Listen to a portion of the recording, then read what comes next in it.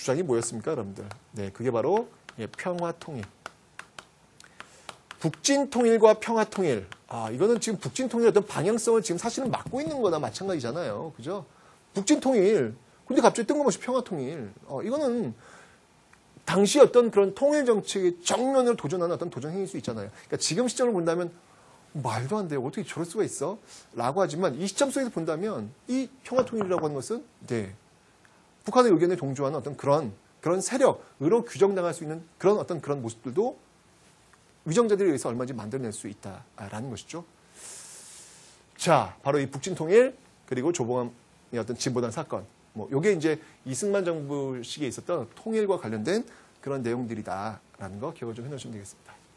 자, 다음에 이제 4.19 혁명을 통해 가지고 들어선 정부가 뭐예요? 장면 정부죠.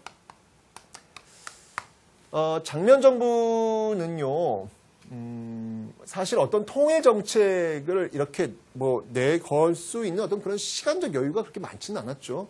왜냐면 바로 5.16 군사정변에 의해서 이게 무너졌기 때문에, 장면 정부의 어떤 통일 정책을 이렇게 딱 펼쳐놓고 보기엔 참 사실은 어렵습니다. 이 시기에는요, 이 혁신계가 있어요, 혁신계.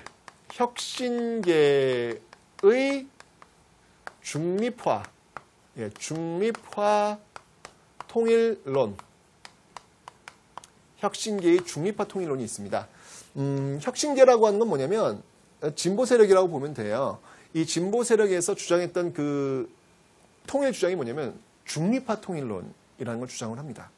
이쪽에서 이렇게 주장하는 건데, 여러분들 오해하시면 안 되는 게 뭐냐면, 이 중립화 통일론이라고 하는 것은 장면 정부가 한 게 아니에요. 장면 정부 시기에 이런 혁신 세력들이 이런 중립화 통일을 주장했다는 겁니다. 당연히 장면 정부는요, 여기 그렇게 동조하지 않아요. 근데 이 중립화 통일을 장면 정부가 했다 이렇게 착들 많이 하지 그건 아니고요. 장면 정부 시기에 혁신계가 이런 중립화 통일을 주장했다라는 거 기억하세요. 이때 나왔던 그 유명한 구호가 뭐였냐면, 가자 북으로, 오라 남으로. 가자 북으로, 오라 남으로. 이 땅이 네 땅인데 오도 가도 못한단 말이냐 라고 하는 구호가 이 혁신기 중립화 통일론 과정 속에서 나오게 됩니다.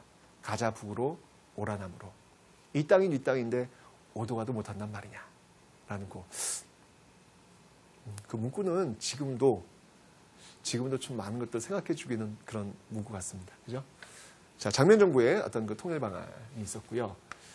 자, 그 다음에 이제 박정희 정부로 넘어옵니다. 박정희 정부로 넘어올 땐 박정희 정부는 다시 두 시기로 또 역시 나눠야 됩니다. 그러니까 1960년대와 또 70년대로 이렇게 나누어서 봐야 되겠죠. 1960년대와 70년대로 나누어 봐야 되는데 60년대는요. 박정희 정부는 통일 관심 없음. 더 중요한 건 뭐냐면 이 가난한 것부터 먼저 해결하자. 그 다음에 통일이지. 무슨 지금 통일 얘기하냐. 라고 하면서 1960년대는요. 이때 나왔던 주장이 뭐였냐면 선건설 후 통일. 선건설 후 통일이라는 그런 내용을 가지고 1960년대 경제개발 계획에 매진하는 그런 모습들이 보이고 있더라라는 거. 자, 그런데 이 1960년대 어떤 선건설 후 통일이라고 하는 구호 속에서 경제개발이 이루어지고 있었는데 기본적으로 이승만 정부부터 쭉 연결되고 있는 어떤 이 시점, 박정희 정부도 출범할 때 여러분들 5.16 군사정변 혁명 공약에 보시면 알겠지만 반공을 국시로 한다라고 지금 천명되어 있잖아요. 그죠? 기본적으로 이제 반공이라고 하는 어떤 그런 시스템 속에서 이런 것들이 지금 다 돌아가고 있었단 말이에요. 그런데 그 반공, 이제는 반공을 내걸면 이 국민들한테 절대적인 어떤 호응을 받을 수 있는 그런 상황이었고 세계사적으로도 냉전이라고 하는 어떤 그 시스템이 맞물려 들어가고 있었기 때문에 제가 얘기했잖아요. 동서의 어떤 그 냉전, 미국과 소련의 어떤 냉전 속에서 남북의 어떤 대립들은 그 대립들은 자신들이 대립할 수 있는 그 공간을 확보할 수 있었다라고 설명드렸는데 이 동서의 어떤 그 대립이 이제 완화되는 어떤 그런 모습들이 60년대와 70년대로 넘어가면서 60년대 후반부터 등장하기 시작하였더라. 바로 대땅때 시대. 그죠? 냉전이 완화되는 이런 모습들이 나타나게 되면서 이제까지 어떤 그 주장해 왔던 그리고 버틸 수 있었던 그 반공이라고 하는 논리가 상당히 그 골목에 다다르는 그런 모습들이 나타났다. 이 국면을 타개하기 위해서 1970년대 이 박정희 정부와 그리고 북에 있었던 이 김일성 정부가 동시에 빵 터뜨리는 사건이 있더라. 그게 뭐예요? 네, 그게 바로 7.4 남북 공동성명이 되겠습니다. 7.4 남북 공동성명. 자, 이 7.4 남북 공동성명 굉장히 중요한 그런 내용입니다. 7.4 남북 공동성명. 자, 이 7.4 남북 공동성명의 내용을 한번 좀 살펴보도록 하겠습니다.